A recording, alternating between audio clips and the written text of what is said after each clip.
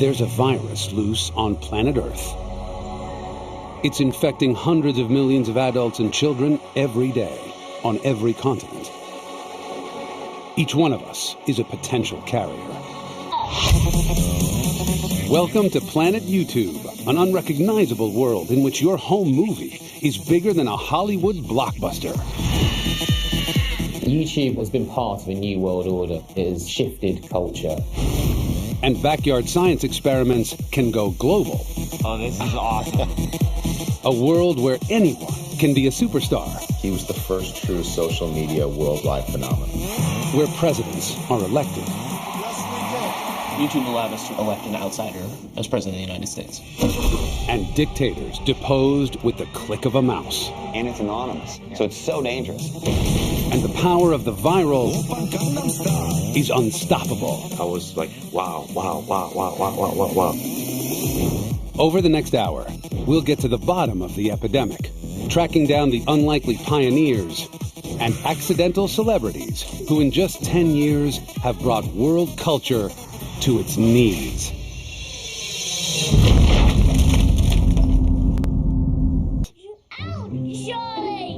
Charlie Bit My Finger is one of the biggest viral videos in history.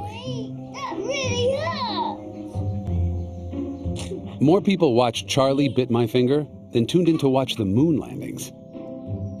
Not bad for a video that was never supposed to be posted on YouTube in the first place. The video and Charlie bites Harry's finger, which I found quite funny, but probably a few weeks later I came back, looked at it and thought, oh, that's probably worth sharing with the boy's godfather in America. Now, a world exclusive. We can reveal the untold story behind the sweetest domestic assault in history. On the day of the video, what I was doing again is I was just videoing the boys out in the garden. And there is a moment, Charlie gets in the car and Harry drives him into bushes and leaves him there. Which I thought at the time was really quite a funny little clip. But when Charlie then bites Harry, it sort of feels a little bit like just desserts because he's got him back. He posted it on YouTube, expecting feedback from one person.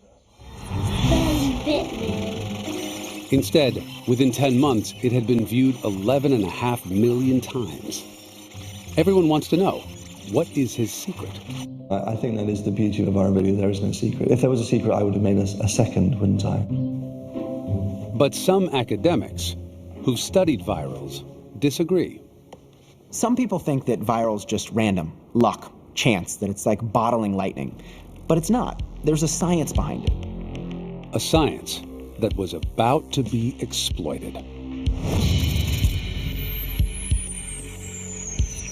Even before Charlie Bit My Finger had entered the culture, a video emerged of Brazilian soccer star Ronaldinho. What he did next is almost unbelievable. So the Ronaldinho video was one of YouTube's first big sensations, in part because it was capturing something that seemed so superhuman. This great soccer player kicking the ball off the crossbeam of the goals 4 times in a row. The buzz wasn't about Ronaldinho's ball skills, but whether or not the video was real.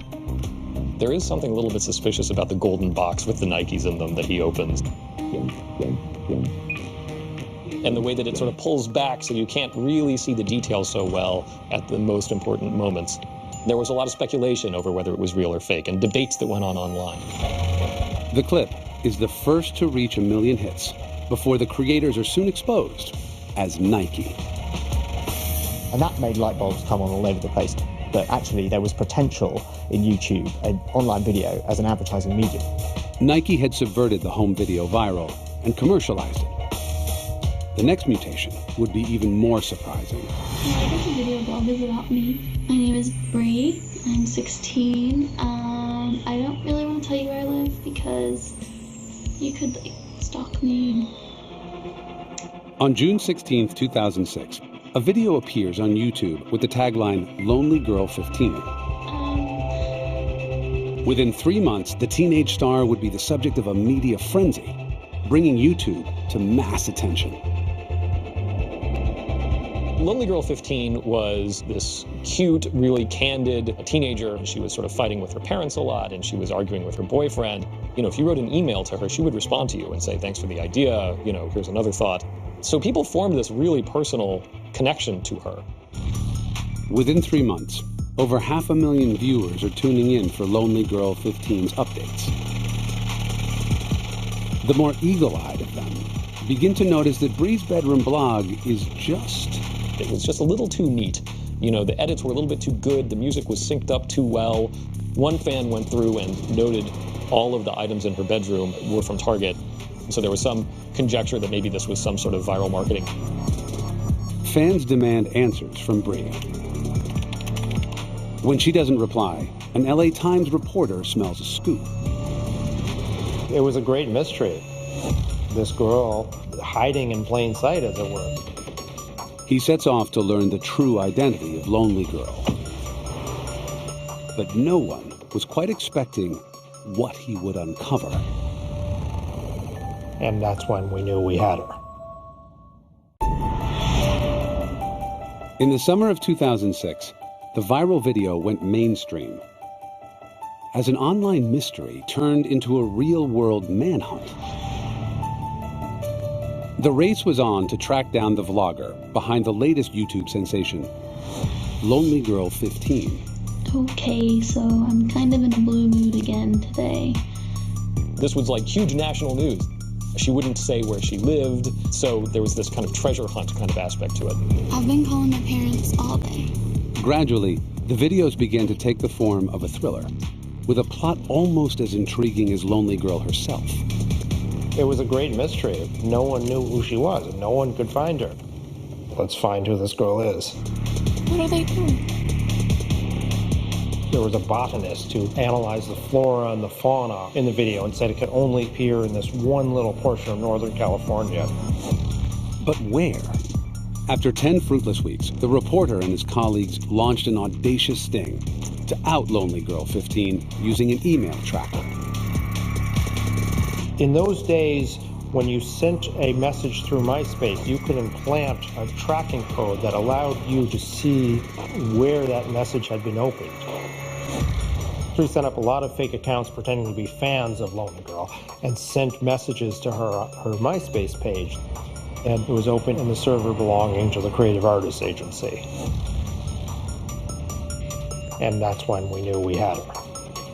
The Creative Artist Agency represents actors, writers, and directors. When Richard confronts them with the evidence, the real Bree comes forward. 19-year-old actress Jessica Rose. Millions believed in her, but it was all an act. Now, for the first time, meet the girl behind Lonely Girl and the men who pull the strings. So the idea was, we're going to build a huge audience. We're going to make them committed and passionate about this character and the storyline. She's going to run away from home, and then we're going to release a DVD that will be an independent feature film about the story of a group of fans on YouTube trying to find this girl who's vanished. The movie never happened, but Lonely Girl continued online for 2 years. I learned how to see the world from a completely different point of view when I was 4. The YouTube viral video was evolving at faster and faster rates. But some videos were more infectious than others, inspiring viewers not just to watch, but to make a version of their own. One of the first videos to have this effect was created by an unlikely pair of backyard chemists. My name is Fritz, and I had 20 years working as a professional juggler. My name is Steven, and I had 20 years as a trial lawyer. But a friend of ours told us about this Coke and Mentos experiment. He asked me, have you ever heard about this crazy thing? You drop Mentos into Diet Coke, and something happens? And so Steven came to visit me and said, we got to try this. So we went out in the backyard like a lot of people, dropped a handful of Mentos into a bottle of Coke. Oh, this is awesome. That's how it started. On June 3rd, 2006, Steven and Fritz posted their own Coke and Mentos display online. An epic 101-bottle tribute to the Bellagio fountain in Las Vegas. When we first put our video online, it was a Saturday morning in June. We told exactly one person. The next day, we had 14,000 views, and by mid-afternoon, and hundreds of thousands. All from telling one person. By the end of 2006, the Coke and Mentos spectacle had turned into a YouTube mega viral with 12.5 million views. And something about it made people want to make Coke Mentos videos of their own.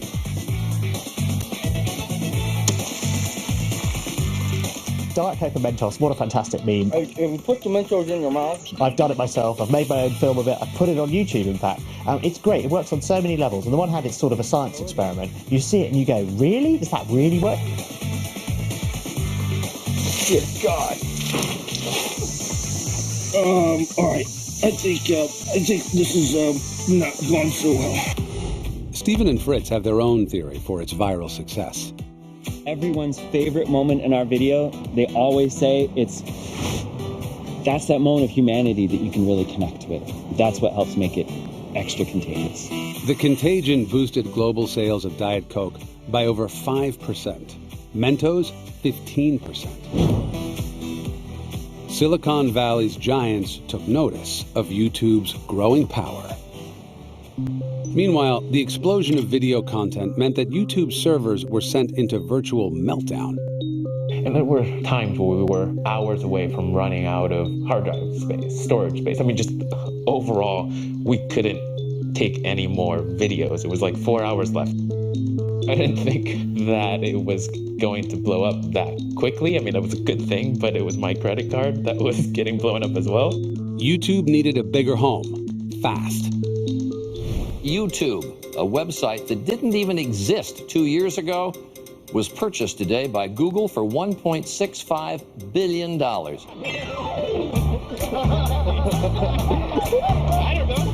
The acquisition of YouTube by Google was one of the best deals in the history of the world.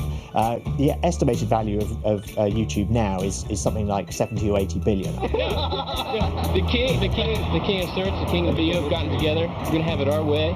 YouTube now had the resources of a major player. The viral video was about to take off in a whole new way.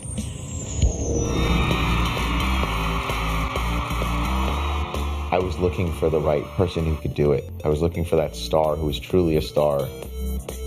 Scooter Braun was an ambitious music exec who recognized YouTube's potential early on.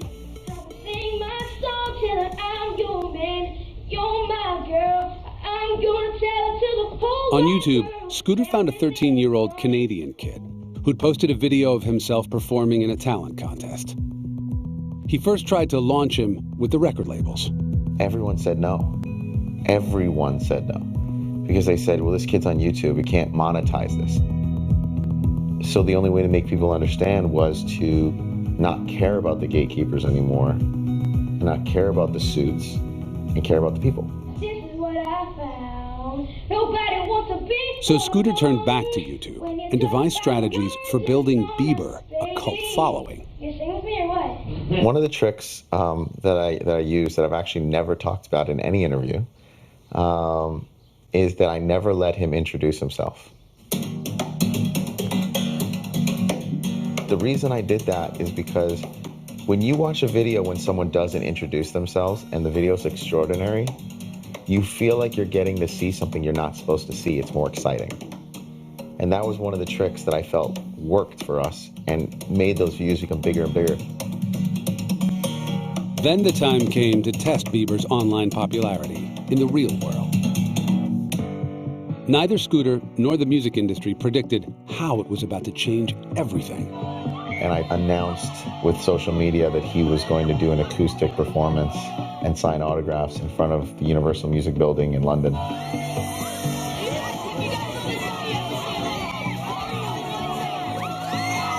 He played his guitar and a whole crowd was singing all the words at one time.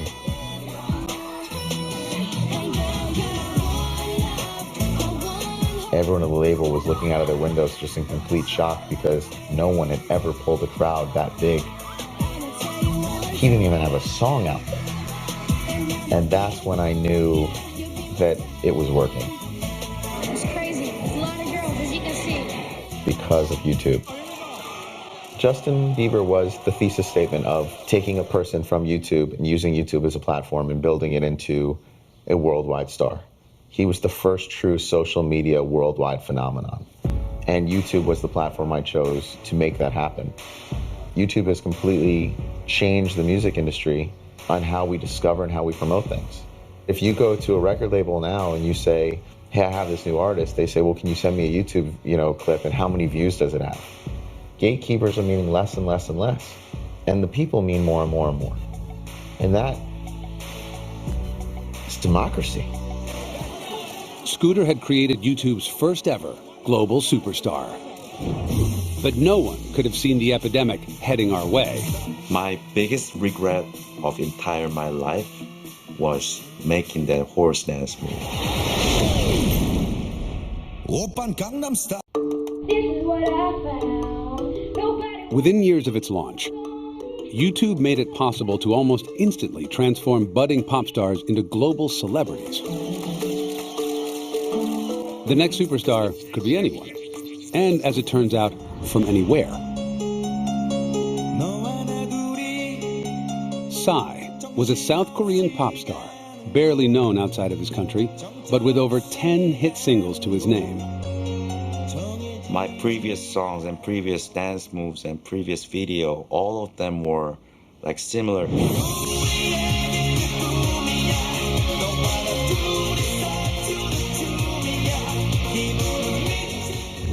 Then, in 2012, he wrote a song poking fun at his swanky neighborhood, Gangnam, and threw his energy into creating a new dance move. Gangnam is a name of district in Korea. You might think the district as some sort of Beverly Hills type, hot and wealthy area. I have my own choreographed teams in Korea, and we were focused on making a new move for the new song. We literally tried everything on the universe, not just horse, but every animal, every creatures on the universe. Psy finally settled on an equine dance and made a video intended only for Korean broadcasts. I was not friendly with internet things at all. So I didn't do Twitter and I didn't do Facebook, and I honestly didn't know that much about YouTube before Gangnam Style. But one of his team persuaded him to post the new video onto YouTube. 2 weeks later, he gets a call from a major player in the music business. My buddy sent me a video that had 100,000 views out of Korea, and I said, I can make this huge. He goes, you want him to do it in English? I said, no, I want him to keep it in Korean. And 2 weeks later, I'm talking with his translator, explaining that I want to keep it in Korean. Psy looks at me, looks at his translator, looks at me again and goes, if you come drinking with me in Koreatown tonight, I'll do this deal. And I looked at him and I said, you speak English? And he goes, I went to Berkeley. To Psy, to Korea, breaking down barriers to the future. Thanks a lot. Scooter and his team used their network to help spread Gangnam Style fever in the West. A lot of worldwide celebrities started to tweet my video. Britney Spears, Robbie Williams, Tom Cruise. People told me, like, your song became like trending of the Twitter, and I was like, trending? What is trending? There were a lot of people eager to learn the dance moves. It seemed no one was immune from the Gangnam infection, not even the Secretary General of the United Nations. He became the second famous Korean in the universe right now. And it triggered countless copycats. I think it was really a cultural phenomenon. What he was doing was crazy. It was surprising. And so they shared it with other people because they couldn't believe what was happening. Like once it exploded, like huge, I was like surprised literally every day and every moment, like, wow, wow, wow, wow, wow, wow, wow, wow. Nothing draws a crowd like a crowd. A few people share it, and then they see their friends share it, and they don't want to be left out. So next thing you know, they start sharing and it becomes this snowball. We watched as this video spread from Korea to the United States, to South America, to Europe. As Gangnam Style continues to rack up 1 million views per day, will Psy always be living in its shadow? My biggest regret of entire my life was making that horse dance move. You know, I cannot top it. You know. We came up with a game plan, and that video now is the most watched video in the history of the internet. Gangnam Style has now been watched over 2.3 billion times. That's the equivalent of everyone in China, Europe, and America combined. Incredible. It's like being struck by lightning. Something that happened, and I don't think will ever happen again on that scale. He gave a little bit of happiness to everyone. The music has always done that. The difference is now a slightly overweight, man from Korea. It's in a song and an incredible piece of content with that video. Put it online, and the entire world can enjoy it within seconds. That was never possible before. Gangnam Style showed that YouTube now reached a global population like nothing else. Soon, it wasn't only pop stars harnessing that power. Yes, we can. Yes, we can. And for better or worse, YouTube became the propaganda tool of our time. In 2008, one visionary recognized the internet's ability to reach a new audience. But did YouTube help elect an outsider as President of the United States?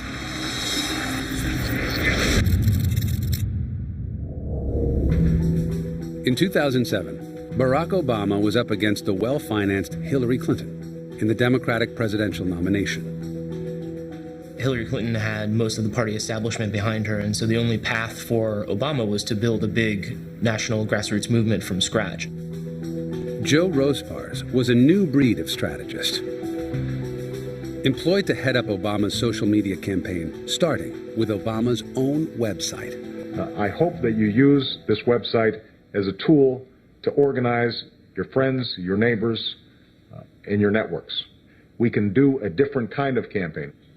Here's the thing, it can only happen if you get involved. We wanted them to forward along our content from YouTube. We wanted them to make phone calls from home. We wanted them to knock on doors. We wanted them to chip in $5 and $10 here and there. That was the nature of the grassroots activity.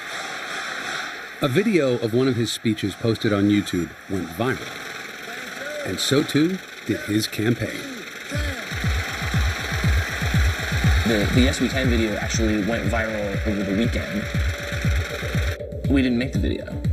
That was something that supporters made and then posted to YouTube, which ultimately allowed it to spread. We will begin the next great chapter in the American story with 3 words. If you hit the right emotional notes, this stuff can go everywhere. You are not dependent upon the media to define your message for you.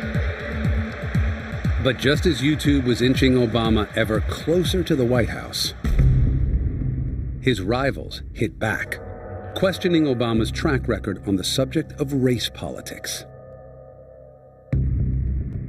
threatening to split his support in half. This was kind of a cliffhanger moment for the election. You know, was this going to sink this candidate? How would he respond? And there was a lot of buildup to this speech. Against all predictions to the contrary, we saw how hungry the American people were for this message of unity. Despite the temptation to view my candidacy through a purely racial lens. Obama's race speech was hailed as a game changer. Uploaded onto YouTube, it snowballed, getting 1.6 million views in 48 hours. He really did knock it out of the park. Even his critics sort of admitted this. Fueled by this success, Obama's team posted over 2,000 YouTube clips during his march to the White House. It raised Obama's profile across the nation. Hey B, it's me. At the same time, Obama fans were getting in on the act, posting their own campaign messages online.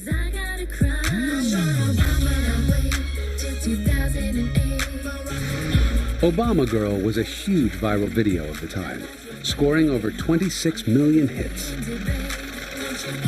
I went on YouTube once. I don't go real often, just to see what was being sort of generated under my name. Some of them were pretty creative. There's some cartoon, and your ears are all huge. People are hungry for content that's outside of the traditional press.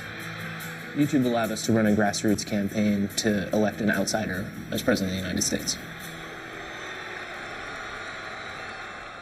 And it is my pleasure to welcome... After Obama became president, he continued to use the platform to connect directly with the nation. We've invited 3 top YouTube creators here to the White House today. We're in the East Room, and they have set up their own YouTube sets right here in the White House. Great to see you, Hank. President Obama. Hey, Glozell. Hello. How are you? Good, how are you? Good to see you. Great to meet you. I don't really feel like I'm having you. This is your house. It's the people's house. This is, I'm actually... Obama's YouTube campaign proved once and for all that anyone could get their message to the world. The value of a channel like YouTube is it allows for the democratization of content. Before, only the media outlets could decide what news we saw. But now each one of us can create news.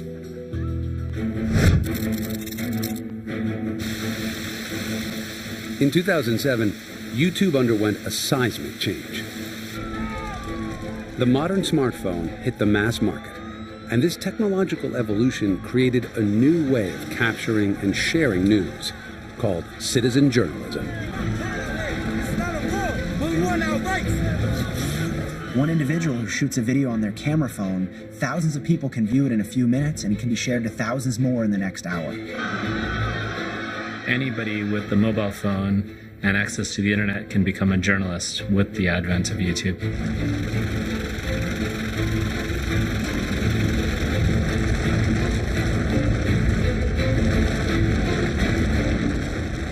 Having YouTube clips of disasters as they're happening lends them this intimacy and this reality that otherwise it would feel fairly abstract. It's very hard not to be touched and not to care.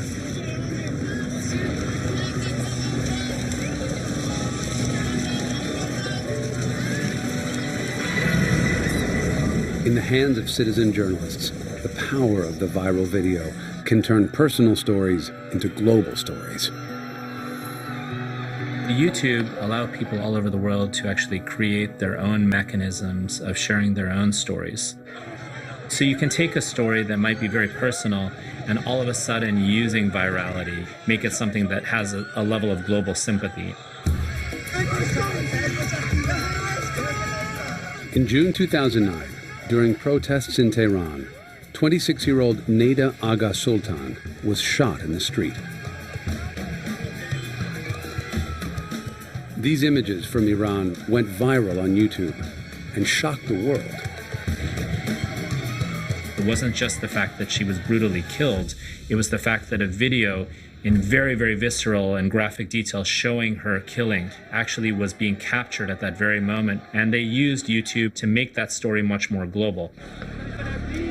Viral videos began to drive social change. Change that was spreading across the Middle East in what became known as the Arab Spring. Abuse can't happen in secret anymore. Whether it's autocratic governments in the Middle East, whether it's police abuse here in the United States, in the era of YouTube and smartphones, everybody is a potential journalist. You can't kick every potential journalist out of the country because you'd have to kick everybody out of the country. Every form of social change has always had a media component to it. The fundamental media propaganda tool of our time today is YouTube. So that doesn't mean that it's a truth-telling, storytelling mechanism. It means it's a tool like any other that can be used by different parties for different types of political and social aims.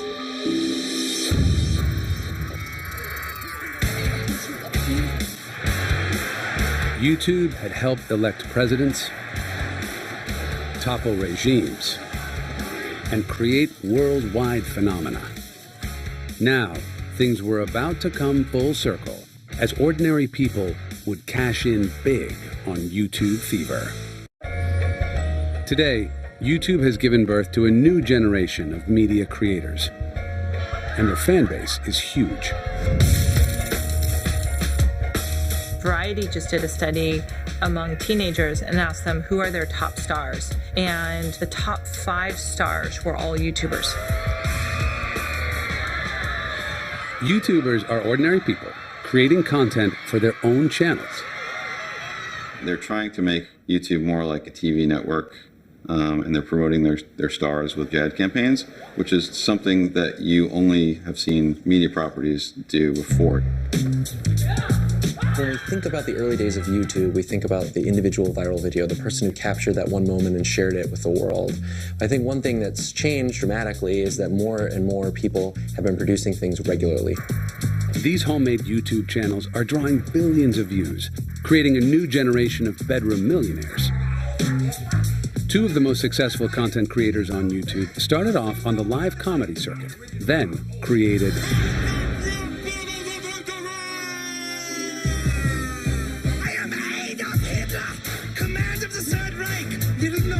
epic rap battles. Pits 2 famous icons against each other in a rapping competition. I stopped playing live concerts and started performing live concerts in my bedroom for a camera. It's still performing live, but you're through a camera lens instead. You can still say hi and thank you and see you next time, but the people watching are just through their own computer. Yeah, you get clicks instead of claps. Yeah, that's nice. Thanks, bro. You're pitiful, lyrically lucky for history. You didn't write the art of rap. Their epic rap battles are produced out of this tiny studio in LA. I get these headaches in the back of my neck. I'm like, why do I have these headaches and strains in the back of my neck? And then I look at the behind the scenes videos and it's me just like, and I was like, yeah, that makes sense. You're making my ears bleed. You need a muzzle. Why you pissed off all the time? Didn't your mom give you a cuddle? You're the type of guy. Their first featured John Lennon versus Fox News anchor Bill O'Reilly. Every time I watch your show, all you do is scream at me, and your face. The video had a budget of $50. I'm a legend. I can see through all your tricks. I talked, through the lens to the audience that was watching my videos on YouTube, as a few thousand people, and asked them for suggestions of who we should do. And they came back with John Lennon versus Bill O'Reilly. And we both saw that and we're like, this is funny. Stop your presses, Lennon. You call me Mr. Bill O'Reilly. When it comes to squash and limeys, I come recommended highly. You're weak. Between you and me, there's no comparison. The John Lennon Bill O'Reilly video got about 150,000 views, which was enough to be like, this is great. We should do another one of these. So we read through the suggestions and we saw Darth Vader versus Adolf Hitler. And we both, again, knew, we were like, oh, that's funny. For some reason, Hitler was super popular. Huge on the internet then. And then that one went really big. Back then, you could get on the front page of YouTube, and it was like a big deal. It meant 1 million extra views. It could change your whole life. Soon, their witty and inventive clashes would start drawing millions of viewers on release day. Epic Rap Battles is now one of the most successful channels on YouTube. So, what is the key to its success? I think that people like competition and they like getting behind a side, so people like to root for their favorites. And then I think a big thing about it was at the end of the video, we asked who won and who's next, and people want to participate.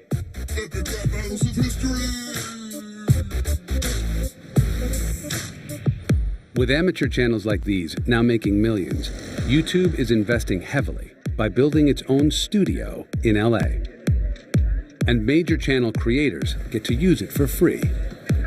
YouTube has become the new Hollywood for the average Joe. You look at the top 100 channels on YouTube, there's not a single consumer packaged good or apparel brand there. Hey guys, how's it going? So I'm super excited to make this video for you today. There's only a handful of media companies, but it's really individuals that have been incredibly successful on the platform. YouTube creators are a new kind of celebrity, forging one-on-one relationships with their fans through their computer screens. I think it's a feeling I will never get used to. Every single time I have a fan meetup, I feel extremely overwhelmed. It's like you can't explain the feeling. The individuals that have become incredibly successful are those that have been able to cultivate an audience. A lot of what you see, which is successful on YouTube, is about humanity anyway. It's about people and faces. It might be making you laugh. It might be emotionally charged. It might be very sad. It's probably human storytelling at its heart. But what if the biggest stars on YouTube aren't humans at all?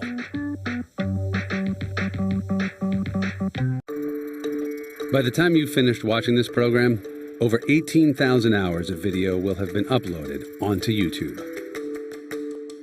On Planet YouTube, you decide what you share, and the content you post in the virtual world can have an impact in the real world. Yes, we can.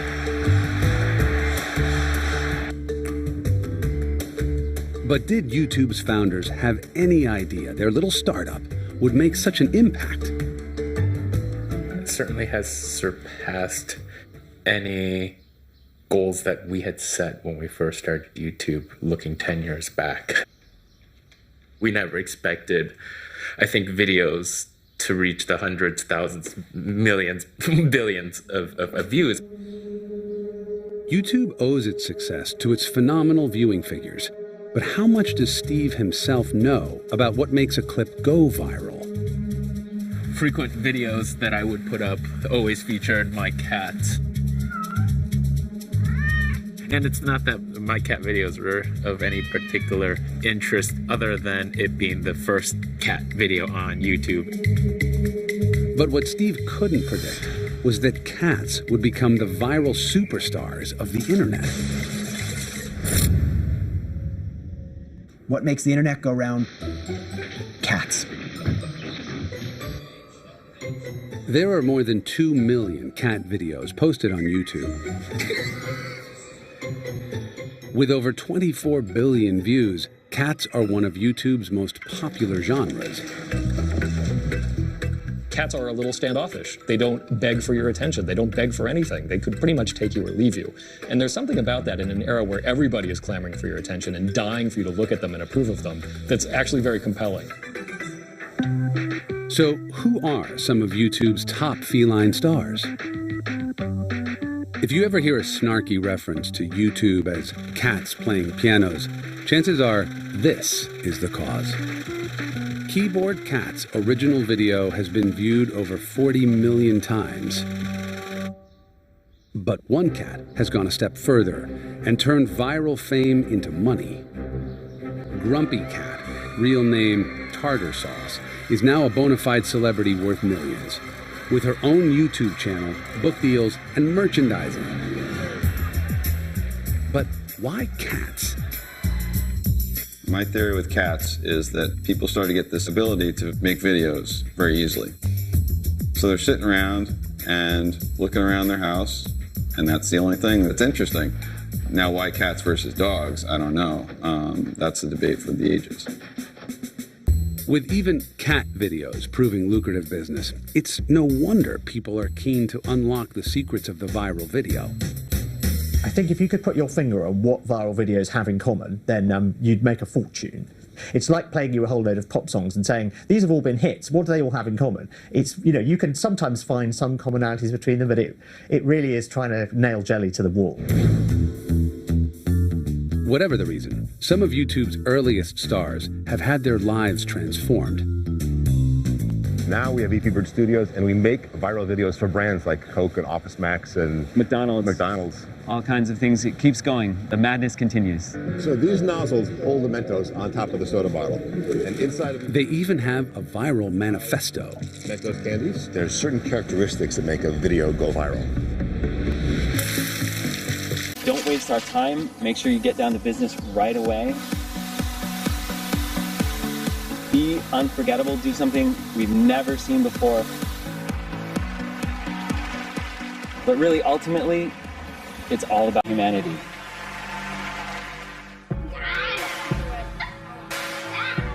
Recognize these guys?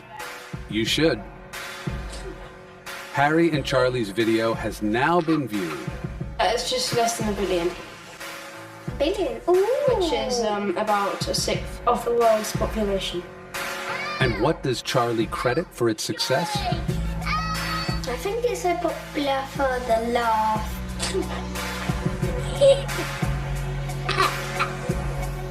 If I see something funny and it makes me laugh, that's great. But if I share it with you and it also makes you laugh, together we have that shared experience. The viral video has become a social phenomenon, a contagion to which none of us has been immune. YouTube, I realized, was the same feeling of self-discovery for kids that my dad had with vinyl, and I had with mixtapes. It was this feeling of, oh, I saw it on YouTube first. I have ownership in that. And with the power to rewrite the rules of pop culture. There were these gatekeeping industries, and they are no longer controlling what comes out of your computer screen. You get to decide. My biggest wish, maybe I can make another viral video within 50 years.